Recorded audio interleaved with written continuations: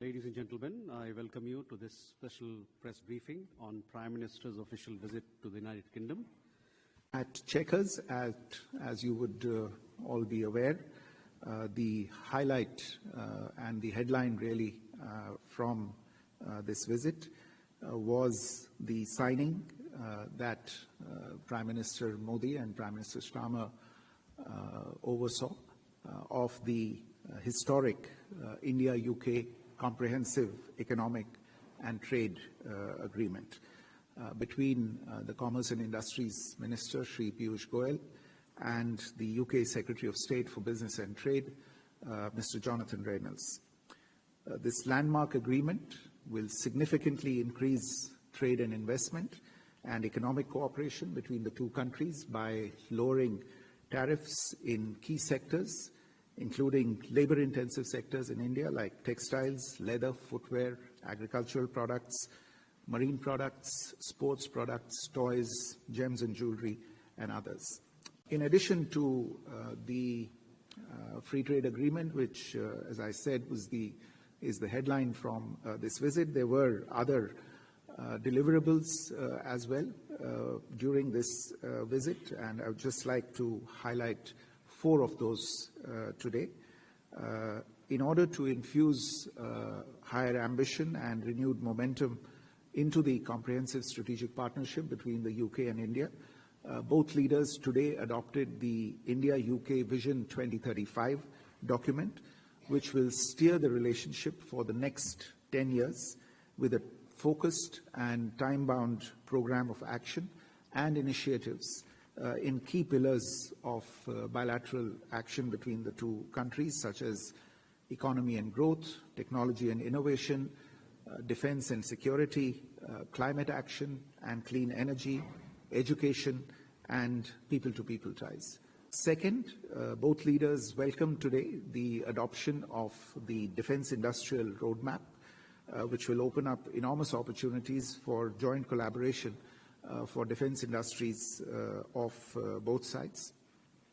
Third, just this morning, a memorandum of understanding was signed between the Central Bureau of Investigation of India and the UK National Crime Agency. And fourthly and finally, both leaders also expressed great happiness at the increasing collaboration in new and emerging technologies between the two countries, particularly telecom, AI, and critical minerals. This is being steered under the Bilateral Technology Security Initiative, the TSI, which incidentally is having its first birthday today. It has completed 1 year. And a statement on the progress of the implementation of the TSI has also been issued by both sides today. The leaders also had the opportunity to discuss at some length the menace of terrorism. Prime Minister Modi thanked Prime Minister Sharma for the strong support and solidarity extended by the United Kingdom to the people of India in the wake of the Pahalgam terror attack. Both leaders expressed a commitment to strengthen the global fight against terrorism. It was noted that extremism and radicalization pose a threat to both societies, and that there was need to further enhance bilateral collaboration and cooperation to deal with these scourges of terrorism, extremism, and radicalization. Prime Minister Modi also sought the UK's cooperation to bring to justice economic offenders and fugitives from Indian law. Finally, I should say, Prime Minister Modi invited Prime Minister Sharma to pay his maiden visit to India as Prime Minister of the United Kingdom at his earliest convenience. Prime Minister Sharma has accepted the invitation, and we will now work out the details bilaterally. I mentioned earlier Prime Minister's last engagement in a short while from now at Sandringham Estate. During this engagement, he will hand over to His Majesty the King a sapling as part of the tree plantation program that the Prime Minister has pioneered back home in India, Ek Ped Maa Ke Naam, Plant for Mother. This will be planted in Sandringham Estate during the planting season this autumn. You would have heard also the Prime Minister speak during the engagement with the media earlier this morning, and in their private conversation as well, the Prime Minister conveyed the condolences to the families of the victims of the Air India air crash recently.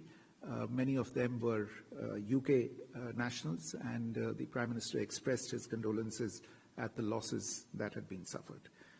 Sir मैं विशाल पांडे हूँ ABP news से। मेरा सवाल ये है कि FTA होने के बाद I'd like to know a bit more about the services sector in the free trade agreement. Which sectors the UK has now got access to and which sectors it hasn't? I understand possibly legal services is not part of it. And will you look at liberalising any future services sectors in the future after this FTA? And also, could you speak a bit about the agreement on tackling organised crime and illegal migration and this agreement between the NCA and the CBI? Yeah, free trade agreement, I mean, the CETA, India-UK CETA, first and foremost, it provides a facilitative and a predictable framework, and that's what businesses are looking for. They need certainty, a certainty of tariff regime, a certainty of regulations. I think that's what this legally binding agreement is providing. In terms of sectoral interests, I think it covers a large amount of trade in goods, both agri and non-agri sector. And for all of your information, the agreement is up on the website, so you could have a look at the schedules which are there, and each of the sector analysis. I think quite a few of impact analysis is also being given. In terms of spin-off effects, obviously when businesses are looking for certainty, I think the trade is going to definitely go up. We are looking in terms of doubling of the trade by 2030. And then also it will rope in investments, because in sectors of the future, and when this certain regime is there, I think investments are going to really. And a second question, if I may, for you, sir, about the DCC, which I think was mentioned will come into force along with the FTA. We were given to understand that at the moment only a legal understanding has been made and the negotiations continue.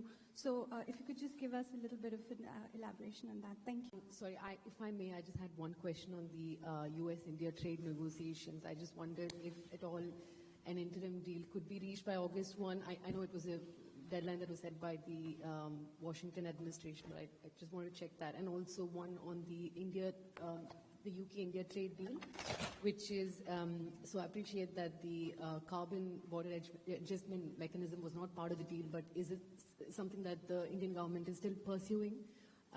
Because just after the trade deal is signed and as part of further progress.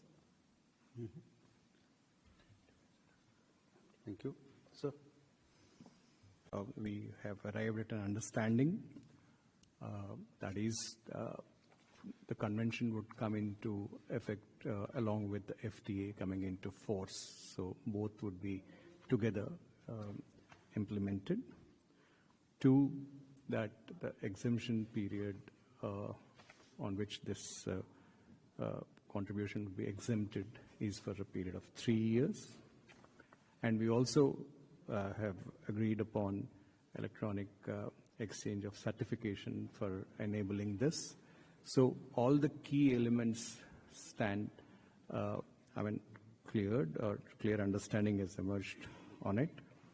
And the rest of the part in terms of in the coming year, we would have the text that will be ready, and by the time CETA is ratified, this would be in place. In terms of CBAM, you're aware of a position on CBAM, wherein it is still not in place in UK, it will come in the future. But if you see that it does have an adverse effect, there are enough measures which would be taken, and as and when it comes into play, and then we see an adverse effect, we would have appropriate measures to address those concerns.